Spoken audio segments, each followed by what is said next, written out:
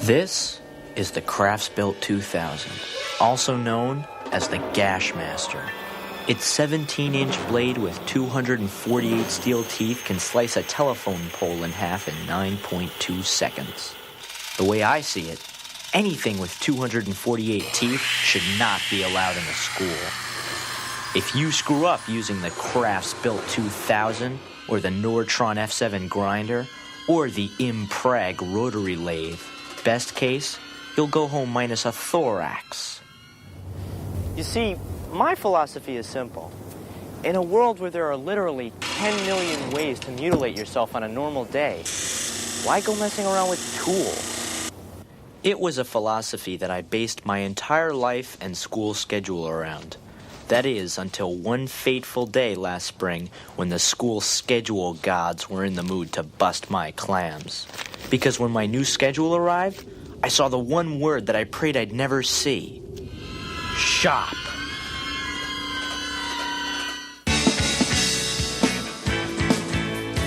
It's mighty strange.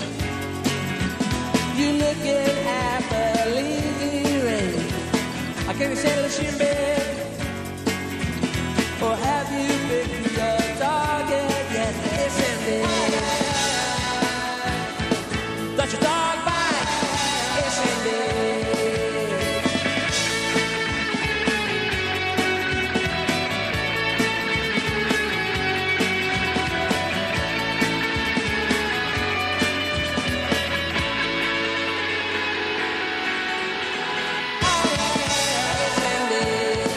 Got your dog bite.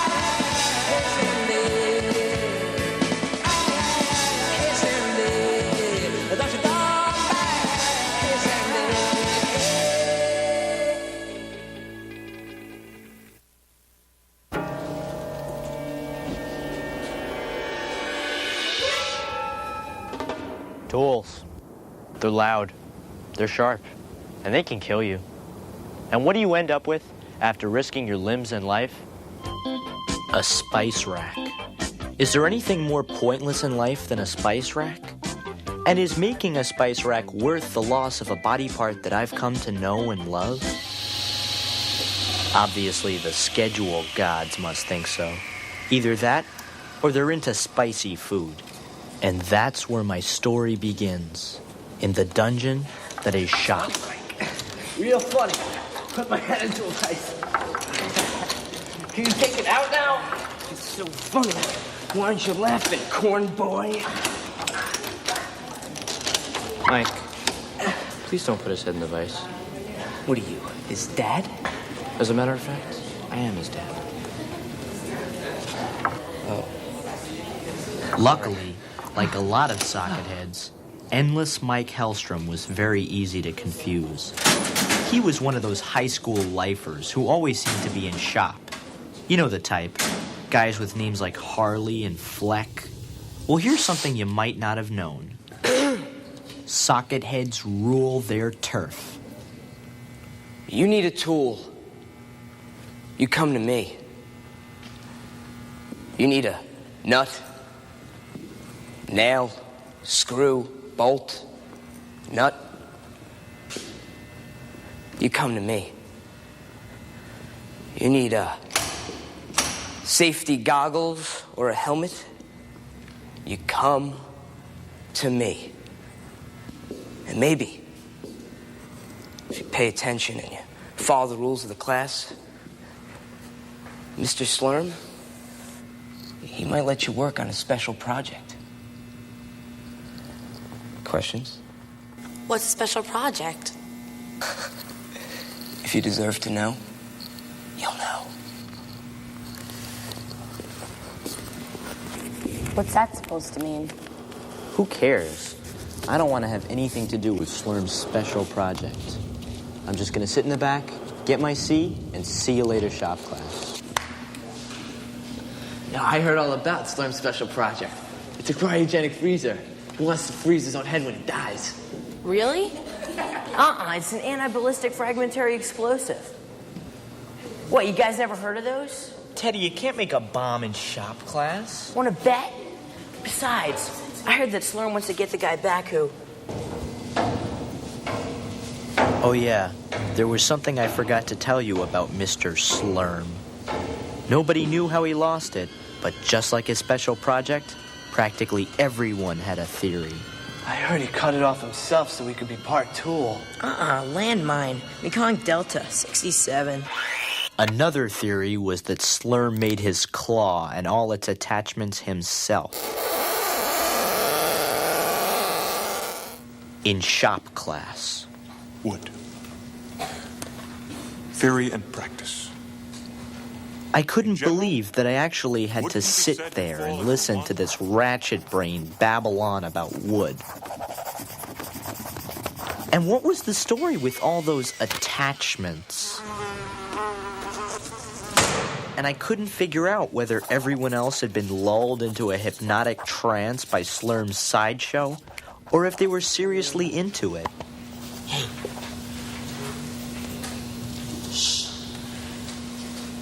Perhaps you could tell us the most sullen wood we've discussed so far, Mr.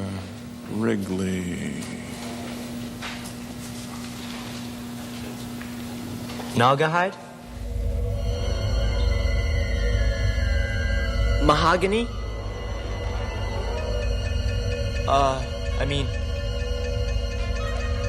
Walnut?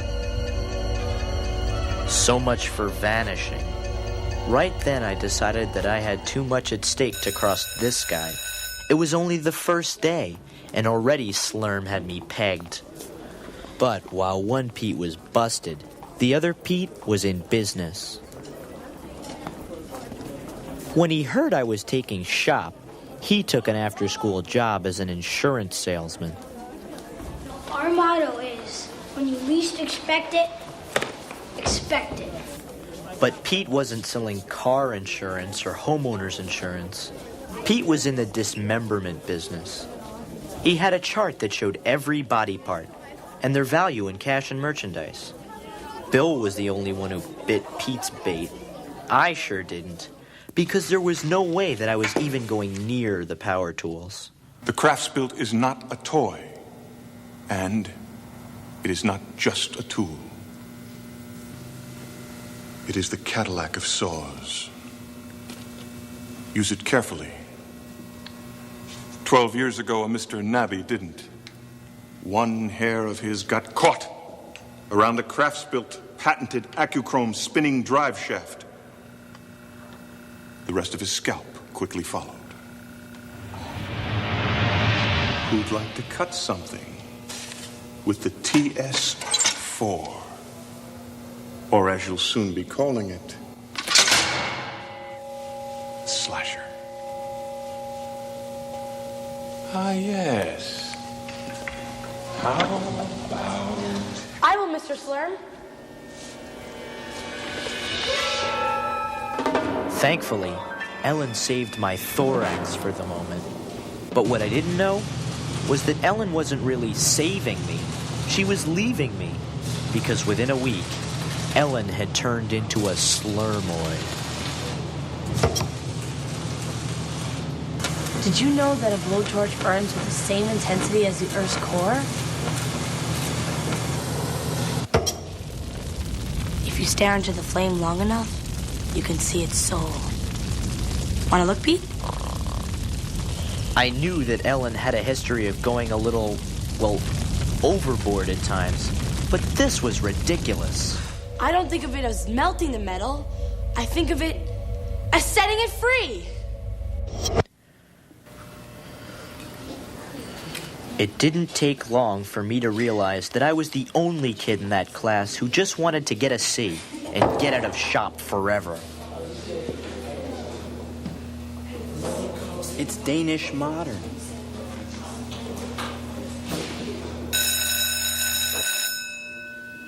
That is, until our midterm projects were due.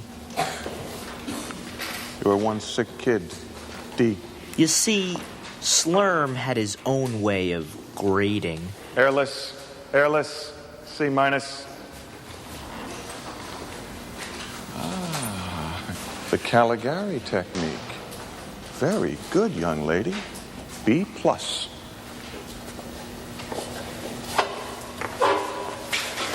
you liked it, Pete. Maybe I'll get to work on a special project. I can't believe you want to work on that thing. Why not? It would be an honor. An honor? Are you kidding? Slurm is a...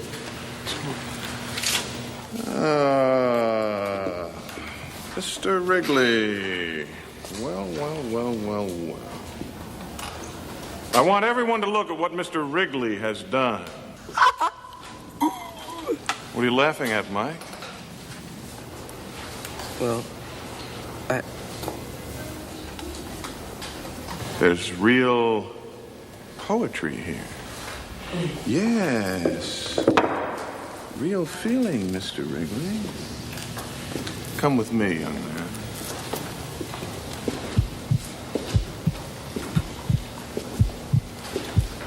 You'll sit here till the end of the term.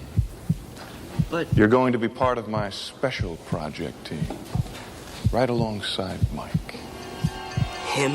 Him?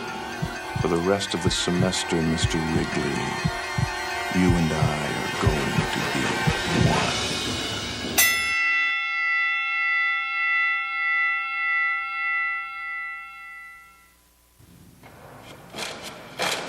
It took me exactly 3 seconds to learn one thing about Slurm's special project.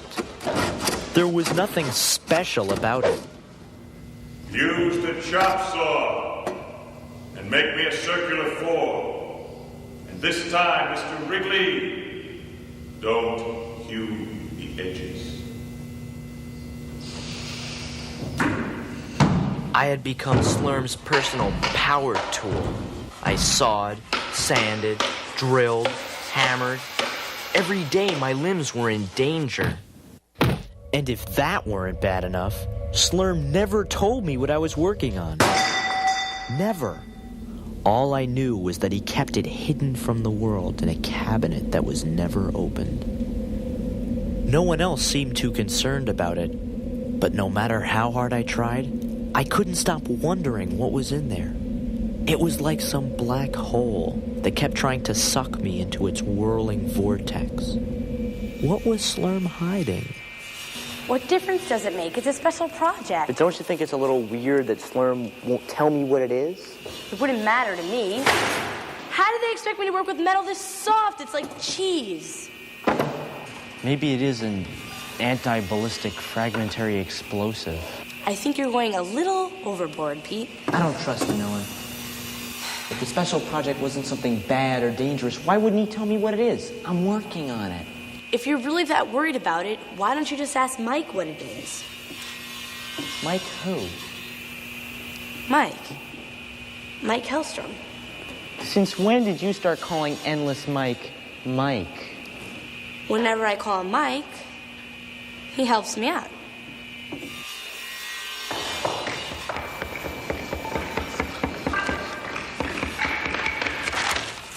Mike! Oh boy, that craft belt sure does ride like a Cadillac, huh? So, can you believe what Slurm has us making, huh, Mike? Nice try, Carrot Head. How about cutting me a 2x-a-ply? Thanks, Sawboy. So much for the my friend Mike approach. I thought about going to the police, or even Vice Principal Lergner, but I had no evidence. They would have just laughed in my face. Somehow, I had to sneak a look at the plans to the special project. I knew I couldn't do it alone, so I decided to get by with a little help from my friends. Mr. Slurm? There's somebody outside who needs to see you. To make sure my scheme went smoothly, I took out a little insurance. Sir, may I have a moment of your time? No, you may not. You'll be sorry. It was a policy I knew would deliver. Getting Slurm out of my way was the easy part. It was diverting Endless Mike that made me a little squirmy. Corn. Our research shows that 47% of all people who experience one misfortune will experience another. Ah, jeez. I'm sorry. I guess I should have used the chop saw, huh, Mike? Didn't I tell you never to cut against the grain of the wood? Didn't I?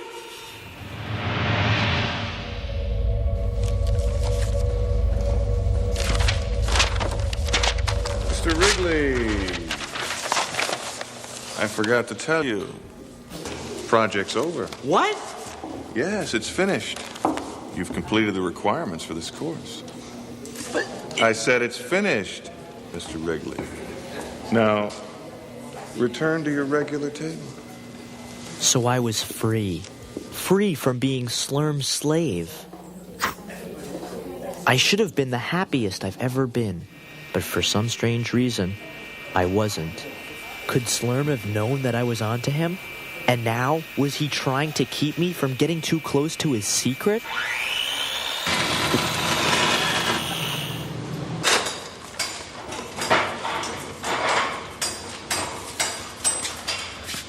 I just couldn't shake the sinking feeling that I had helped Slurm build something evil. Who knows what that twisted psychoid had me working on? If only I had proof of what he was up to, I'd nail that freak show for sure. So on the night before our final class, I decided to find out for myself.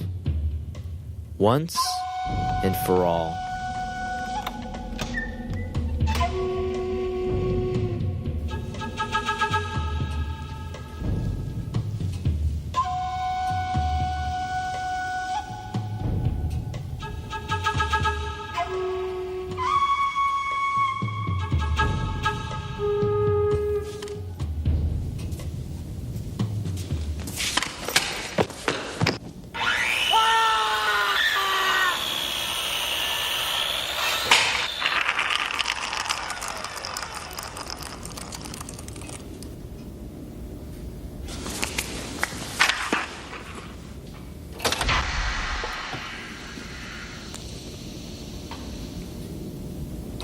Who's there? Who's there? I know somebody's out there.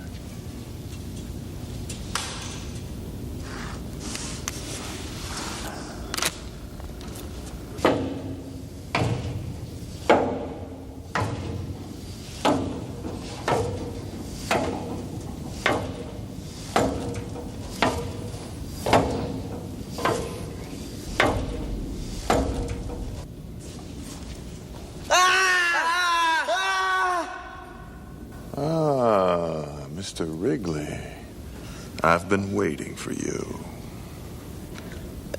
Good. Because there's something I want to talk to you about.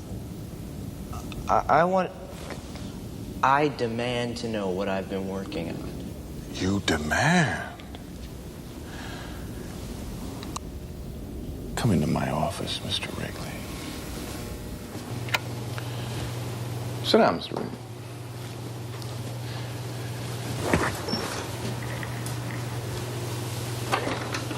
Are you comfortable? Now, what is it exactly that you're looking for?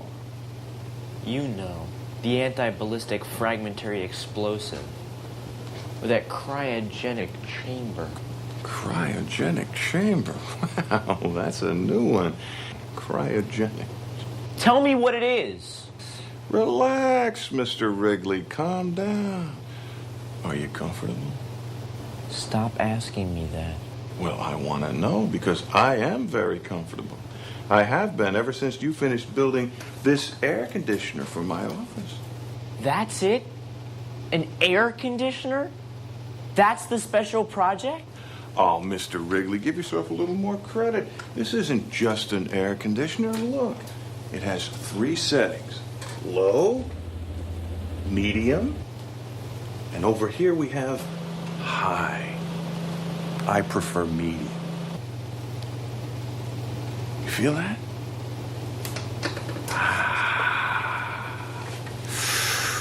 Medium.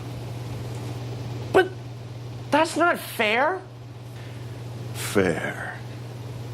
You have no idea what fair is, Mr. Wrigley. What's fair is when someone thinks it's worthless to take shop, and so he makes worthless things because he has no respect for the wood or what he can do with it. What's fair is for that worthless student to get an F.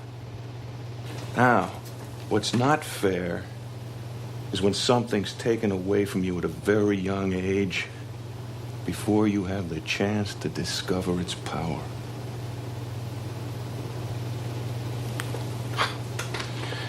Every year there's one just like you. And every year we make a little deal, and in the end everyone's happy. I get what I want, and you get your C. Now there's one more favor we can do for each other. Don't bother coming to class tomorrow. You don't want to be here, I don't want you here. Besides, you couldn't make a chopping block if you tried. So take your C and see you later.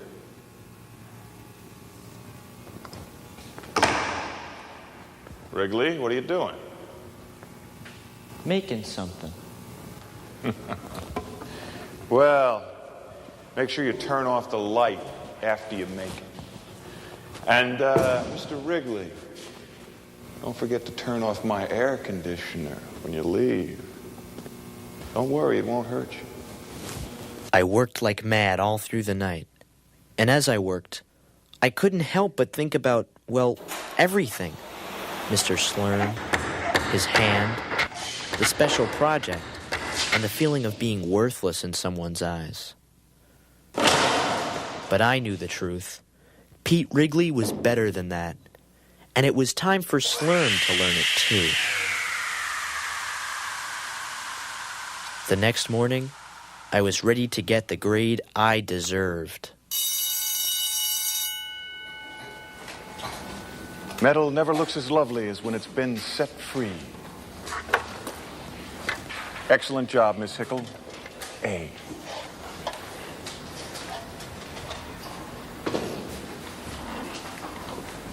Wow.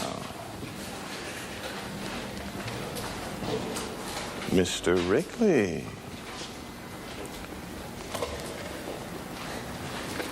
It looks like you've used the 5/8 bit here. 7/8, sir. Oh, yes, I can see that. And this was cut with the Craftsbuilt 2000? Just the base. Really? On a piece that narrow? I could never get it to do that. Nice touch, Mr. Wrigley. B+. Okay, so maybe I didn't exactly slay him, but at least I proved that I could do it. And I guess that's what Mr. Slurm wanted me to learn all along. He just had his own way of teaching me. And even though I still think that tools are loud, sharp, and can kill you, when you make something you're proud of, sometimes it's worth the risk.